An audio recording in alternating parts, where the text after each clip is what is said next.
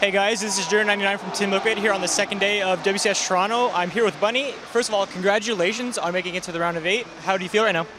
I feel really great. Beating 4GG today was really big to me. I had quite a convincing victory because back when I was starting out as a full-time player, I played WCS in 2013 and 4GG knocked me out in 2 seasons in 2013, so it felt nice to finally get some revenge. Yes. I actually wanted to talk to you a bit about that series. In the second game, you went for a drop after your Reaper had scouted a push-out halfway across the map already. What led you to that decision to go for the counter? The counter drop is very good because having 8 Marines at home won't really help you. There's no way you can engage the tanks and the Banshees even if you have the Marines. And I knew all this army would be across the map, so the drop just makes perfect sense. All you need to do is just repair the bunker in that situation, and then the drop will win the game. Okay. And now in the first game, 4GG is known for the gas first kind of guy and normally into a Cloak Banshee. However, this time you were the one that went for the Cloak Banshee and he opened up for Raven. Why did you go for Cloak Banshees in the first game? I thought he might go for some Hellion Reaper stuff. It's kind of a new build in TVT, something that's gained a lot of popularity. And I like to open with Reaper in TVT, but this build is very good against it. So that's why I opened with Cloak Banshee, even if it's not something I like, the really fast Cloak Banshee. But it turned out well that game, I guess.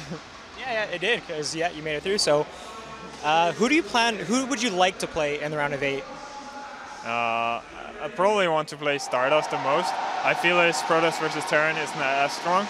And Colt has been looking really good this season. In his group, he looked like he had prepared a lot and he was on shape. And Lilbo has been on the rise for a long time now, and I think he might be the absolute best foreigner actually. In practice he's doing so well, so I kind of don't want to play him either. So I'm probably going to have to go with Stardust.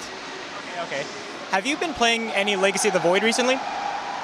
I played a little bit, like some Legacy of the Void, Archon Cups and stuff, but not too much. I don't really like it that much, then the game is so chaotic and everything is so weird.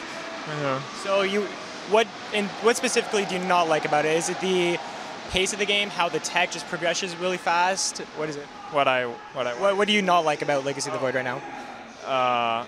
Well, obviously there are some balance issues, like Protoss feels like it's just really weak, and then they just made the Adept this super early game unit to kind of compensate for everything by giving it a ton of health. I'm not really a big fan of that. I also feel like the Terran units are not as fun.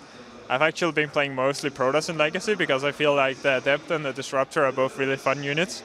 And the Terran units, the Cyclone and Disruptor, I don't know. I'm not all that excited, but I think it'll only get better. Yeah, recently Blizzard posted a new balance update that they want to add a new Medivac ability that'll unload your units in the Medivac at half the time. What do you think about that? Well, it's certainly interesting. Right now, the Medivac upgrade I think has never been used in a professional game, the one that gives more energy. So it would be kind of cool to get a useful upgrade, because having the tech lab on the starport and researching the upgrade is very impractical when you're going for Medivac. So making it something that's strong and worth getting could be really cool. And for TVT specifically, how do you think that upgrade is going to impact the Doom drop? Because already we see the Doom drops just easily winning the game outright. So how do you feel about that specific? Well, it seems super strong, obviously, but I feel like most of the time the Doom drops wins if you're out of position, and that's not going to change. But yeah, it might be even better with that upgrade, and that's somewhat of a concern. But in Legacy, the most popular thing is just lifting all your siege tanks, and then just, you can do some really cute micro with that. And the Doom drops are not that great if the opponent just lifts up all these tanks that are siege and just drops them and takes shots at the Doom drop. And TVT micro gets really weird in Legacy, so I'm not sure. I don't know. It's already so weird with a tank load up. So. And generally, they've been implementing a lot of active abilities, like the Reaper grenade, the new Medivac one you can unload faster. All these things you have to activate. Do you prefer the active abilities, or do you prefer the passive ones like concussive shells or the Void Rays, prismatic alignment?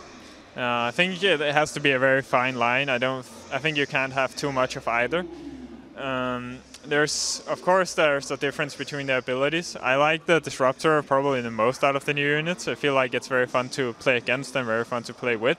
And it's just kind of a cool concept, like this ball of death that activates and gets faster and stuff. Yeah, it seems really cool.